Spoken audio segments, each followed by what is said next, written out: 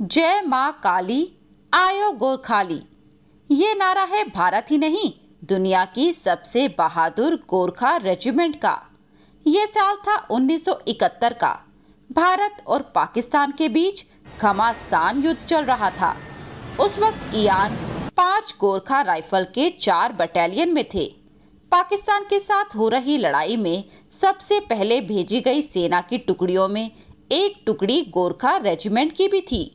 Major general Ian Cardozo की Gorkha rifle Sylhet में युद्ध लड़ रही थी, जो कि पूर्वी पाकिस्तान का था, जबकि कार्डोजो सर्विस कॉलेज वेलिंगटन में ट्रेनिंग ले रहे थे।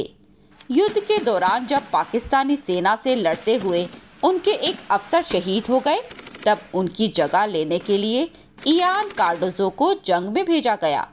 कार्डोजो, जिन्हें उनके गोरखा साथी कारतूस साहब कहा करते थे, क्योंकि उन्हें उनके नाम का उच्चारण करना मुश्किल लगता था, उन्होंने भारतीय सेना के पहले हेलिब्रॉन ऑपरेशन में भाग लिया था। सिलवट की जंग में मेजर इयान और उनकी टीम को भारी गोलाबारी का सामना करना पड़ा। सामने पाकिस्तान की बहुत बड़ी सेना थी और भारत के पास एक छोटी सी बटालियन थी। वे लगातार पाकिस्तानी सेना से लड़ते रहे। खाना और गोला बारूद खत्म हो रहे थे, मगर फिर भी वे डटे रहे और रेफोर्समेंट का इंतजार करते रहे। उन्हें बताया गया कि 48 घंटों में बड़ी पलटन आ जाएगी, लेकिन ऐसा हुआ नहीं और 10 दिन तक लड़ाई चलती रही। इसी बीच पाकिस्तान और भारत की फौज बीबीसी रेडियो पर यह खबर सुनते हैं कि सिलहट में गोरखा की पूरी ब्रिगेड पहुंच चुकी है। मेजर इयान ने अपने साथियों से कहा कि अगर उन्हें ऐसा लगता है कि सिलहट में हमारी पूरी ब्रिगेड है, तो हम एक बटालियन नहीं, लेकिन एक ब्रिगेड की तरह काम करेंगे। और फिर उन्होंने ताबड़तोड़ फायरिंग शुरू कर दी और सिलहट में कब्जा कर लिया। जब 1000 जितने पाकिस्तानी सैनिक सफेद झंडा लेकर आत्मसमर्पण करने आए, तो भारत के पास सिर्फ 532 जवान थे और पाकिस्तान के पास 3 ब्रिगेडियर, 2 कर्नल, 173 अफसर, 290 जेसीओ और लगभग 8000 जवानों ने भारत की आधी बटालियन के सामने सरेंडर कर दिया। विजेता गोरखा बटालियन अब शहर की तरफ आ रही थी।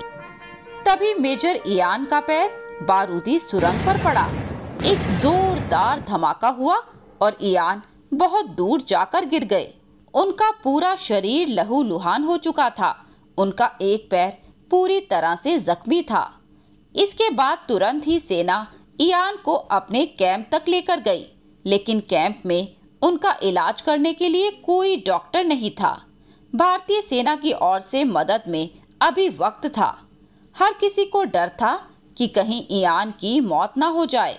हालांकि इयान होश में आए, लेकिन उनकी हालत बहुत गंभीर थी। होश में आने के बाद मेजर इयान ने अपने सीओ से कहा, सर, युद्ध खत्म हो चुका है, क्या आप मुझे किसी हेलीकॉप्टर से अस्पताल भेज सकते हैं?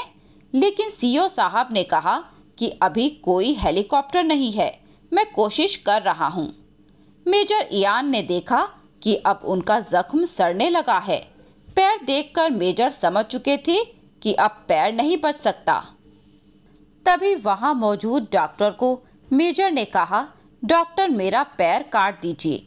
लेकिन डॉक्टर ने कहा, अभी नहीं कर सकते, क्योंकि यहाँ पर मेडिकल उपकरण नहीं है।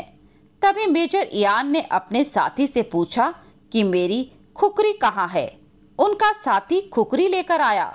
मेजर ने कहा, मेरा पैर काट दें। यह सुनकर उनका साथी घबरा गया और कहा, साहब, मैं नहीं कर सकता, डॉक्टर साहब को आ जाने दीजिए। तभी मेजर इयान ने कहा, तुम मुझे खुकरी दो। मेजर इयान ने खुकरी ली और खुद ही अपना पैर काट दिया। अपना कटा हुआ पैर उन्होंने अपने साथी को दिया और कहा, इसे बाहर जाकर गाड़ दो। अब मेजर को बहुत ज्यादा दर्द हो रहा था, लेकिन उनके पास ना तो मॉर्फिन थी और ना ही pain killer. Major Ian Cardozo का ऑपरेशन करना बहुत जरूरी था। इतना दर्द सह रहे मेजर ने उस वक्त भी अपने कमांडिंग अफसर के सामने कुछ अजीब सी शर्त रखी। बात यूं थी कि सिलहट इलाके में पाकिस्तान का मिलिट्री अस्पताल था, लेकिन मेजर ने कहा कि मुझे कोई पाकिस्तानी हाथ नहीं लगा सकता, आप मुझे यहाँ से भेज दीजिए। तभी सीओ साहब ने कहा, मेजर तुम मेरे लिए मुश्किल मत खड़ी करो, गैंग्रीन हो गया तो जान जा सकती है। फिर मेजर इयान ने कहा, मेरी 2 बातें आपको माननी पड़ेंगी। पहली ये कि मैं किसी पाकिस्तानी का खून नहीं लूंगा, और दूसरा, जब मेरा ऑपरेशन चल रहा हो तब आप मेरे पास रहें, क्योंकि मैं नहीं चाहता कि वे मेरा दूसरा पैर भी काट दें। आखिरकार सिलहट के अस्पताल में मेजर इयान का ऑपरेशन पूरा हुआ। युद्ध समाप्त होने के बाद मेजर इयान को पुणे के आर्मी अस्पताल में भेजा गया, जहां उन्हें नकली पैर लगाया गया। नकली पैर लगाने के बाद मेजर इयान 7 साल सिस्टम में लड़ते रहे। उन्होंने बैटल फिजिकल एफिशिएंसी टेस्ट दिया, सारे फिजिकल टेस्ट दिए, पहाड़ियों पर चढ़ाई की और यह साबित करने की कोशिश की कि वे भी दूसरों की तरह फिट हैं। उस वक्त आर्मी चीफ थे तपेश्वर नारायण रैना।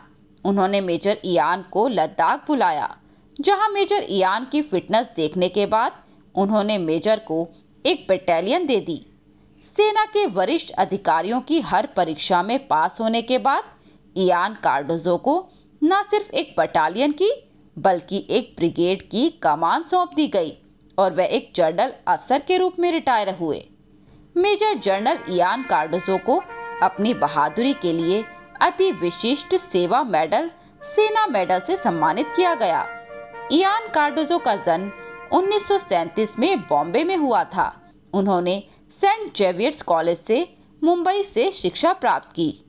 कार्डोजो ने नेशनल डिफेंस एकेडमी से स्नातक की उपाधि प्राप्त की और फिर भारतीय सेना में भाग लिया, जहां वे 5 गोरखा राइफल में शामिल हुए और उन्हें कमिश्नर दिया गया। उन्होंने 1965 और 1971 की जंग में हिस्सा लिया। अपनी बहादुरी के दम पर एक बटालियन और एक ब्रिगेड की कमान संभालने वाले भारतीय सेना के पहले युद्ध विकलांग अधिकारी बने। देश के लिए खुद को इस तरह समर्पित करने के लिए बहुत हिम्मत और शौर्य की जरूरत होती है। मेजर जनरल इयान कार्डोजो ने ये साहस कर दिखाया।